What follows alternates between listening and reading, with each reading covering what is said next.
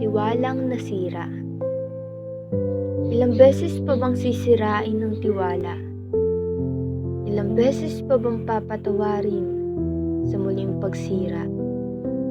Baka ilang beses pa bang dudurugin ang pusong wasak na wasak? Ilang beses pa bang magbubulag-bulagan? Wag lang mawasak ang relasyong ilang taon nang iniingatan.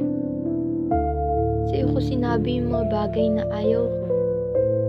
Sinabi ko sa iyo lahat na nakaraang pinagdaanan ko. Lahat na lang ba ng tao ay manluloko? Sino pa ba ang mga taong totoo sa harap at likod ko? Saan pa ba makakahanap ng taong mapagkakatiwalaan ko? Meron pa bang tao na marunong magtago ng mga sikreto? Mga maskarang napakagaganda, pero ang loob ay nakakapanghina. Dinaig pa ang mga sirang pahina sa mga kwento niyang ikaw ang kontrabida. Puro kasinungalingan ng laman ng bibig niya. Dala niya'y kasiraan mo at mga pagdurusa.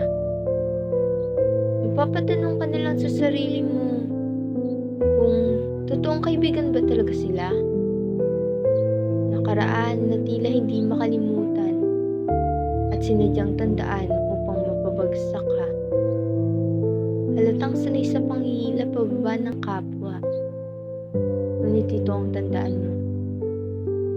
May mga tao pa rin hindi sisirain ng tiwala mo. Mga taong makakaintindi sa iyo. Mga taong hindi uulitin ng mga pinagdaanan mo.